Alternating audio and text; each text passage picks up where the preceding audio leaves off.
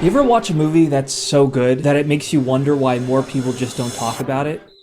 That's what I feel about this movie, Beautiful Thing. Coming out in 1996, this film is a coming-of-age story about a teenage boy who discovers that he might be gay. And while a story like this might seem pretty cliche today, back in 1996, this was a pretty big deal. So this film I had heard about originally a long time ago by the filmmaker Andrew Haigh, and he is the filmmaker behind films like Weekend and All of Us Strangers, and I've talked about his films on this channel. But he had mentioned this film as being one of his favorite gay films. So it had always been lingering in the back of my mind to finally get to watch it. And it is a mini masterpiece, I have to say. It's not one of those big bombastic pieces of film, but it's a very quiet story that's told very accurately. And I think maybe that's why it doesn't have, some of that big popularity like films like But I'm a Cheerleader have, or, bigger films in the LGBT genre. It's not just about the whole gay aspect. I mean, there's so much about the characters that are so fully developed, like the supporting characters are just as strong as the leads and their story. And even like a side character that's like a neighbor gets their own little moment, and even the boyfriend character of a mother gets their own moment. So, I mean, the writing in this is really just really fleshed out and fully seen through. At the core of this film is a mother and son story. You might be a little shocked at the way that the mother talks to the son and the way the son talks to the mother, and you can very much see why the son is the way he is, because he comes from a mother like that. And the way they just talk to each other is really funny because it's very vulgar, and they just they say things that you would think that the mother would say to her friends, but she's saying it to her son.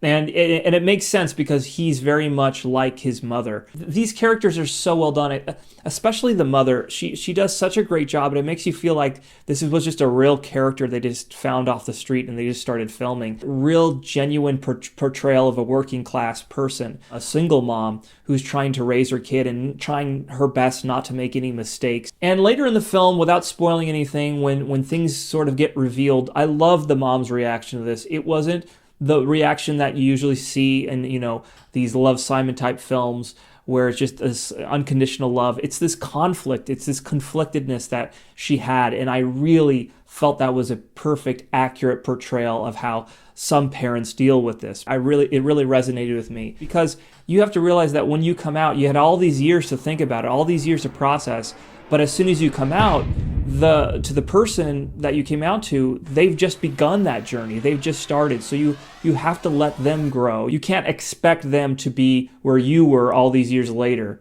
all of a sudden overnight. And I think the film does a wonderful job showing that. Having said that, I will have to say that some characters that might be a little bit underdeveloped, and maybe because it's, they're trying to fit an entire story in an hour and a half, is that there is one of the lead's character's family, his brother and his father.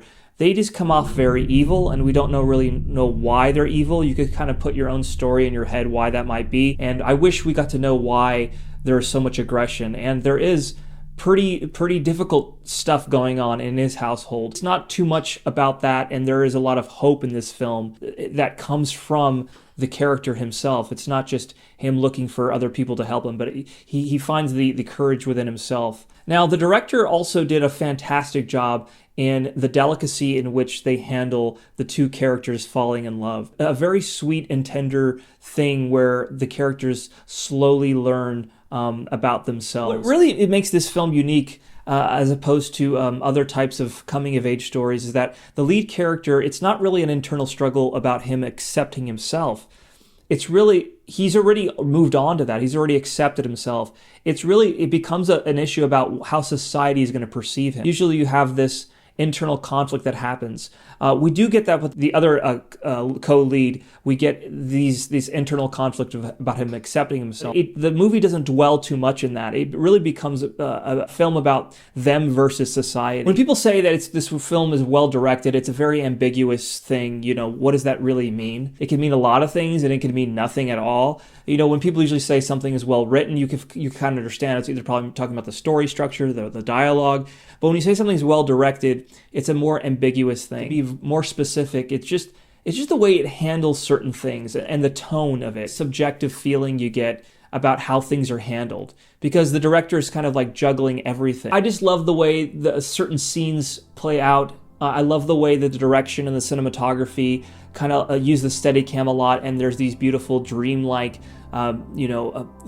tracking shots with the character. There's a very beautiful standout scene that happens in the woods with the two characters, and the use of music in this scene is just, I mean, it's absolutely ecstasy. It's beautiful. I love that. That's one of my favorite scenes in the entire film. This film doesn't go about ways that could be over the top, doesn't go about ways that could be just too unrealistic, too brutal for the characters, but it does a wonderful job in just giving you the right amount. Even though there's a 90s, aesthetic throughout, because it was filmed in the 90s, it feels like it could have just come out today. But again, coming out in 1986 was way ahead of its time. So you get things like now, like Heartstopper. Heartstopper's a great comparison to this because both of the films take place in England, and you can totally see why Heartstopper is much more of a fantasy.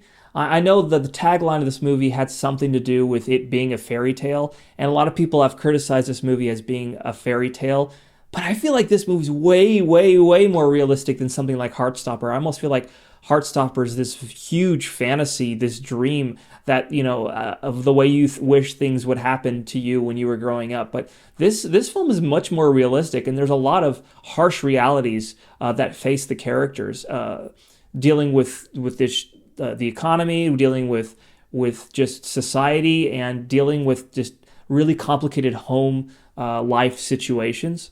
I love the way this movie ends because it feels so genuine. A lot of times movies try to tie up everything in a nice bow, and it just feels fake.